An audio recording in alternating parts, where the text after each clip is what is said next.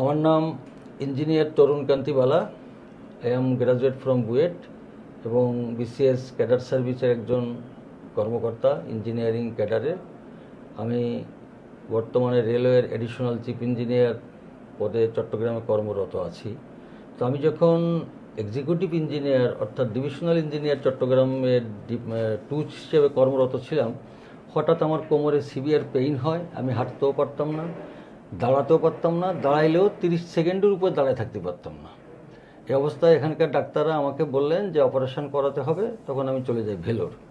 2015 সালের জানুয়ারি মাসের ফার্স্ট উইকে অপারেশন হয়, কিন্তু 2021 সালে এসে অক্টোবর মাসে হঠাৎ আমার কোমরে সিভিয়ার পেইন হয়।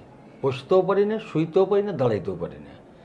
তা পেইন শুরু হয়ে সেদিন রাতে আমার এমন পেইন হয়েছিল, ওই রাতে আমি 4 বার সুইসাইডাল অ্যাটেম্প নিয়েছিলাম, যে ফ্যানের সাথে আমার মেয়ের বা আমার ওয়াইফের ওড়না পেঁচিয়ে গলায় দড়ি দিয়ে আমি মারা যাব, এই পেইন সহ্য করা যায় না।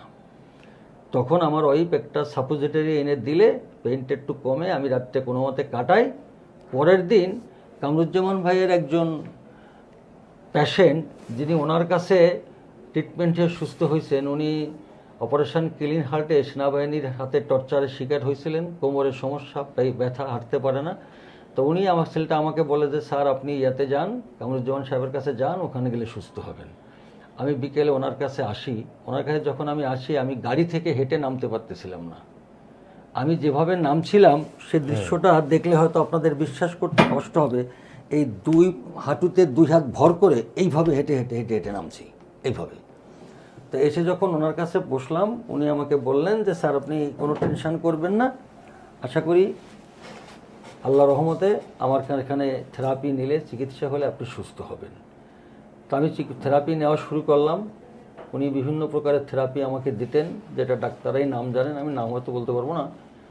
থেরাপি দেওয়ার পরে 1 মাস থেরাপি দেওয়ার পরে যে মানুষ আমি গাড়ি থেকে হেঁটে নামতে পারি না, 2 হাঁটুতে ভর করে এভাবে হাঁটি এবং ডাইনিং টেবিলে ভাত খেয়ে বেসিনে গিয়ে মুখ ধুতে পারি না, সেই এনার্জি আমার, সেই ক্যাপাবিলিটি আমার ছিল না। ওই টেবিলের উপরে একটা গামলায় হাত ধুইতাম, আর আমার ওয়াইফ আর আমার মেয়েটা আমাকে ধরে নিয়ে বিছানায় শুয়ে দিত। তো ওনার এখানে 1 মাস থেরাপি দেওয়ার পরে আমি একদিন 22 মিনিট হাঁটতে পারলাম। কোনো ক্রাশ বা কোনো লাঠি টাঠি কিচ্ছু লাগলো না। আমি সিআরবির বারান্দায় 22 মিনিট হাঁটলাম, তার বেশি হাঁটলাম না। আমি এইভাবে 1 সপ্তাহ 22 মিনিট করে হাঁটতাম প্রতিদিন অফিসে গিয়া। আমাকে কামরুজ্জামান সাহেব বলছিলেন যে আপনি সিআরবির 3 তলা থেকে নেমে পায়ে হেঁটে আমার অফিস পর্যন্ত আসবেন, এ পর্যায়ে আল্লাহর রহমতে আপনার আমি করে দেবো। আমি থেরাপি দিতে থাকলাম। 2.5 মাস থেরাপি দেওয়ার পরে একদিন আমি সিআরবির 3 তলা থেকে নেমে সোজা পায়ে হেঁটে ওনার এই কোথাও রেস্ট নিয়ে নেই, দাঁড়াইও নাই, ওনার চেম্বার পর্যন্ত এসে বললাম যে কামরুজ্জামান ভাই আমি পায়ে হেঁটে আজকে আসছি। এখানে প্রায় 4.5 পৌনে 5 কিলোমিটার পথ আমি পায়ে হাঁটতে পারলাম।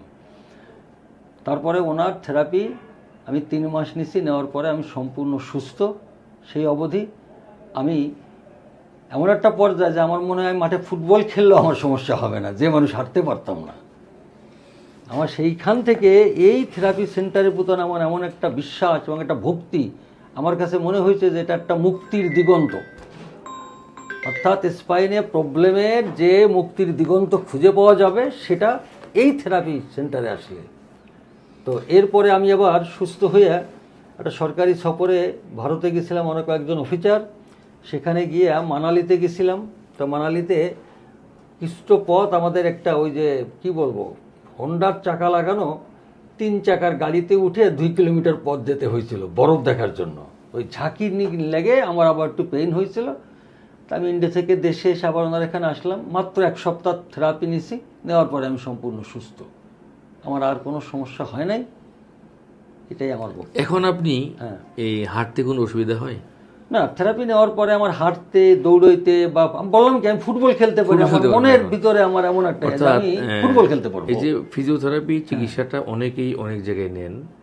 ফিজিওথেরাপি চিকিৎসা নেওয়ার আগে আমার পরামর্শ থাকবে যে আপনার অবশ্যই একজন বিশেষজ্ঞ ফিজিওথেরাপিস্টের তত্ত্বাবধানে ফিজিওথেরাপি নিন, এবং যিনি এমআরআই বুঝবেন, ডিস্ক প্রলেপস বুঝবেন, মানে সায়াটিকা কেন হয় সেই সমস্যাটা বুঝবেন, পিএলএডি সম্পর্কে ধারণা থাকবে, বা স্পন্ডেলোলিস্থিসিস সম্পর্কে ধারণা থাকবে, স্পন্ডেলোরেট্রোলিস্থিসিস সম্পর্কে ধারণা থাকবে, এমন ফিজিওথেরাপি বিশেষজ্ঞের তত্ত্বাবধানে ফিজিওথেরাপি চিকিৎসা নিন।